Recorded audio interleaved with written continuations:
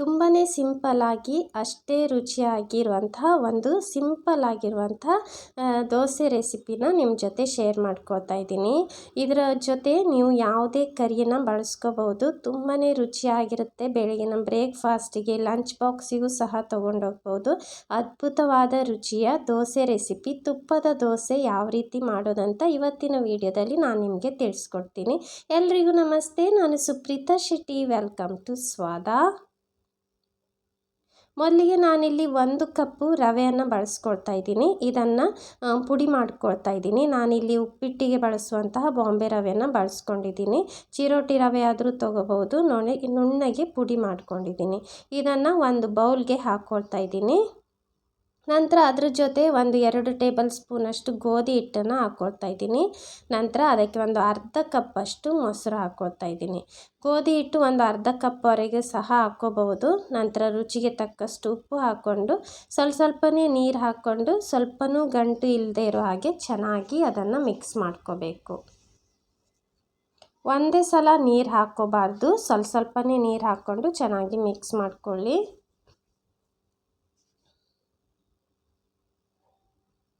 ತುಂಬ ಕ್ವಿಕ್ಕಾಗಿ ಮಾಡ್ಕೊಳ್ಳೋ ಅಂಥ ಒಂದು ದೋಸೆ ರೆಸಿಪಿ. ತುಂಬಾ ಸಿಂಪಲ್ ಆಗಿರುತ್ತೆ, ಹಾಗೆಯೇ ರುಚಿಯೂ ತುಂಬಾ ಚೆನ್ನಾಗಿರುತ್ತೆ.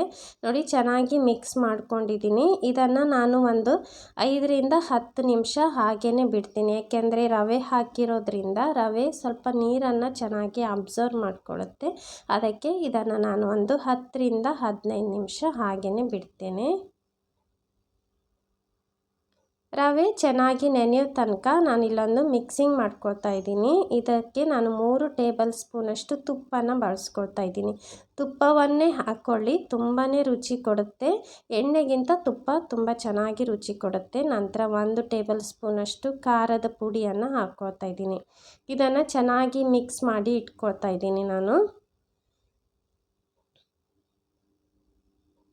ನೋಡಿ, ಇದನ್ನು ಒಂದು ಸೈಡ್ ಚೆನ್ನಾಗಿ ಮಿಕ್ಸ್ ಮಾಡಿ ಇಟ್ಕೊಳ್ಳಿ. ನಂತರ ನೋಡಿ, ನಾನು ರವೆಯನ್ನು ಮಿಕ್ಸ್ ಮಾಡಿ ಇಟ್ಟಿದ್ದೀನಲ್ಲ, ಅದು ಚೆನ್ನಾಗಿ ನೆಂದಿದೆ. ಅದನ್ನು ಒಮ್ಮೆ ನೋಡಿ ಚೆನ್ನಾಗಿ ಮಿಕ್ಸ್ ಮಾಡ್ಕೊಳ್ಳಿ. ಎಕ್ಸ್ಟ್ರಾ ನೀರೇನಾದರೂ ಬೇಕನ್ನಿಸಿದರೆ ಹಾಕ್ಕೋಬೇಕಾಗತ್ತೆ. ನೋಡಿ ಎಷ್ಟು ಗಟ್ಟಿಯಾಗಿದೆ ನೋಡಿ. ಆವಾಗ ತುಂಬಾ ತೆಳ್ಳಗಿತ್ತು. ನಾನು ಇವಾಗ 1 ಟೇಬಲ್ ಸ್ಪೂನಷ್ಟು ನೀರನ್ನು ಹಾಕ್ಕೊಳ್ತಾ ಇದ್ದೀನಿ. ಜಾಸ್ತಿ ಹಾಕ್ಕೊಳ್ಬಾರ್ದು, ಸ್ವಲ್ಪ ನೋಡಿಕೊಂಡು ಗಟ್ಟಿ ಇದೆ ಅನಿಸಿದ್ರಷ್ಟೇ ನೀರನ್ನು ಮಿಕ್ಸ್ ಮಾಡ್ಕೋಬೇಕು.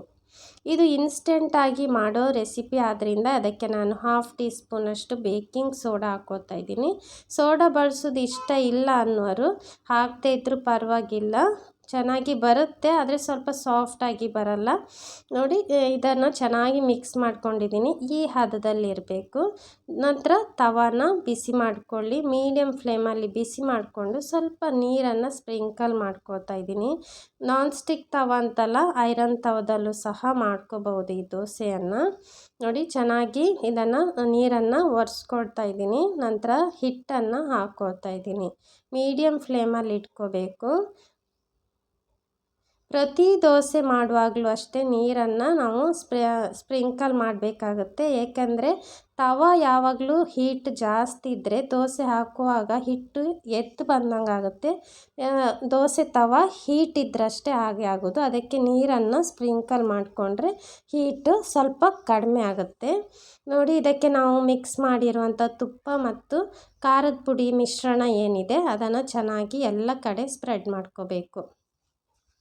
ಲೈಟಾಗಿ ಈ ರೀತಿ ಸ್ಪ್ರೆಡ್ ಮಾಡ್ಕೊಳ್ಳಿ. ತುಪ್ಪ ಹಾಕಿರೋದ್ರಿಂದ ದೋಸೆ ತುಂಬ ರುಚಿಯಾಗಿ ಬರುತ್ತೆ.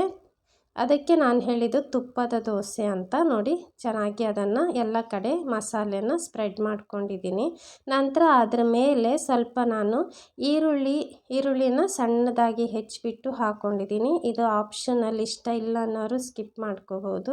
ನಂತರ ಸ್ವಲ್ಪ ಲೈಟಾಗಿ ಕೊತ್ತಂಬರಿ ಸೊಪ್ಪನ್ನು ಸಹ ಸ್ಪ್ರಿಂಕಲ್ ಮಾಡ್ಕೊಳ್ತಾ ಇದ್ದೀನಿ. ನೀವು ಸಣ್ಣದಾಗಿ ಟೊಮೆಟೊನ ಸಹ ಹೆಚ್ಚಿಬಿಟ್ಟು ಹಾಕ್ಕೋಬೋದು. ನಂತರ ನೋಡಿ, ಸ್ವಲ್ಪ ಈ ರೀತಿ ಅದನ್ನು ಪ್ರೆಸ್ ಮಾಡ್ಕೋಬೇಕು. ನಾನು ತಯಾರಿಸಿರುವ ಮಿಶ್ರಣ ಏನಿದೆ, ಹಿಟ್ಟಿನ ಮಿಶ್ರಣ, ಅದರಲ್ಲಿ 8 ದೋಸೆನ ಮಾಡ್ಕೋಬೋದು. ನೋಡಿ, ಚೆನ್ನಾಗಿ ಅದನ್ನು ಕೆಂಪು ಬಣ್ಣ ಬರೋ ತನಕ ಅದನ್ನು ಬೇಯಿಸ್ಕೋಬೇಕು. ನಂತರ ನೋಡಿ, ರುಚಿಯಾದ ತುಪ್ಪದ ದೋಸೆ ತುಂಬ ಇನ್ಸ್ಟೆಂಟಾಗಿ ಮಾಡ್ಕೊಳ್ಳೋಂಥ ರೆಸಿಪಿ. ಇಷ್ಟ ಆದರೆ ಪ್ಲೀಸ್ ಲೈಕ್ ಮಾಡಿ, ಶೇರ್ ಮಾಡಿ, ನನ್ನ ಯೂಟ್ಯೂಬ್ ಚಾನಲ್ನ ಸಬ್ಸ್ಕ್ರೈಬ್ ಮಾಡಿ, ನನ್ನ ಫೇಸ್ಬುಕ್ ಪೇಜನ್ನು ಫಾಲೋ ಮಾಡಿ. Thank you so much for watching.